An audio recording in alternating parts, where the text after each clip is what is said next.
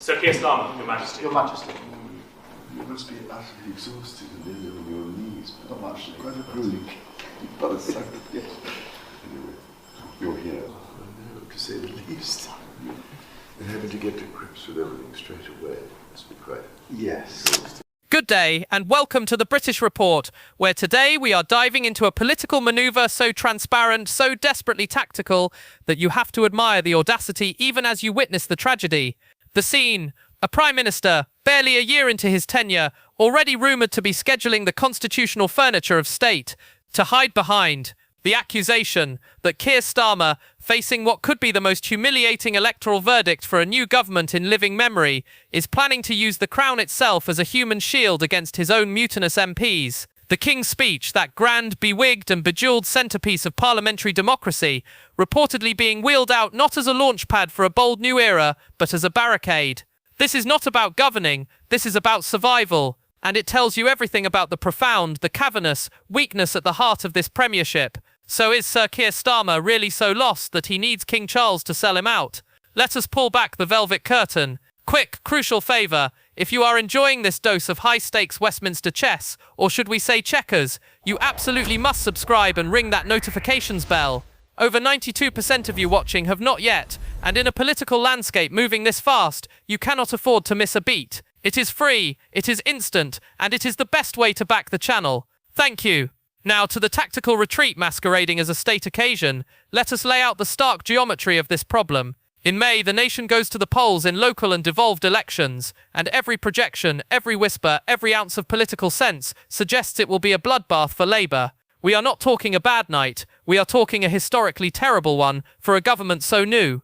The losses in Scotland, Wales, and across English councils could be so severe that they would traditionally trigger a very simple, very brutal question in the corridors of power: is the leader to blame? And in the week following such a disaster, the plotting would reach a fever pitch. But wait, what is this? Smack in the middle of that post-electoral gloom, the palace has announced a date.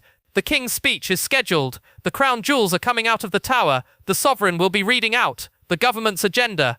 How terribly awkward, how downright unpatriot, to be trying to knife the Prime Minister just as His Majesty is preparing to endorse his programme. It is a masterstroke of calendar management. It is also the act of a leader who knows his own party's loyalty hangs by the thinnest of threads.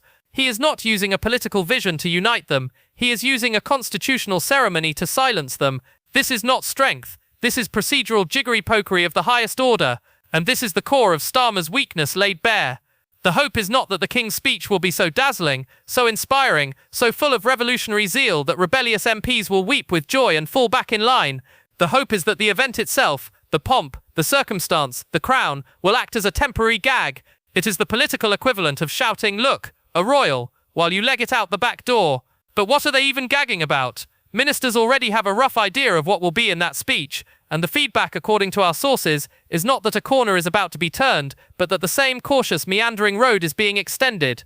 There is no Clause 4 moment waiting in the wings, no big bang, just more of the same defensive, low-octane policy that has left his own government feeling flat and the public tuning out. He is not buying time to unleash a master plan, he is just buying time, full stop. So the million-pound question: does this tactical gambit actually save him, or merely postpone the execution? Let us be brutally honest.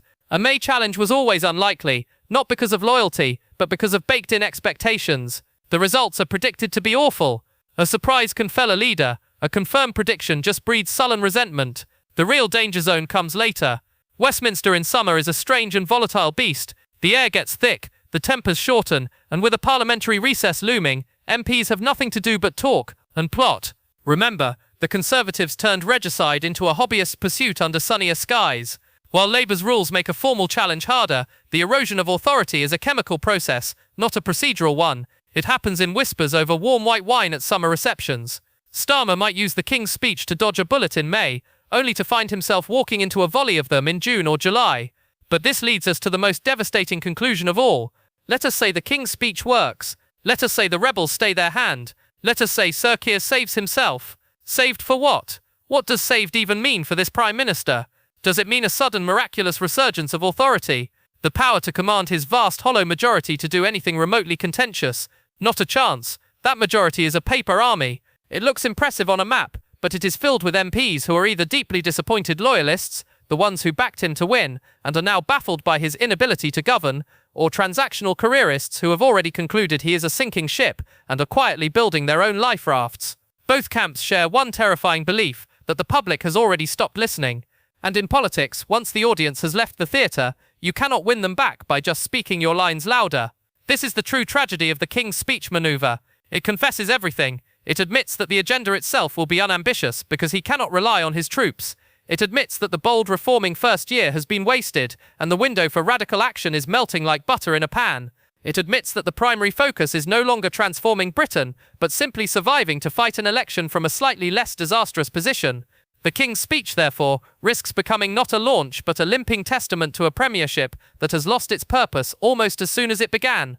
He may be using the crown to shield himself from his party, but no amount of royal ritual, no amount of calendar jiggery-pokery can ultimately protect a prime minister from a verdict that is already crystallizing in the minds of the electorate, that he is lost, and you cannot hide from that.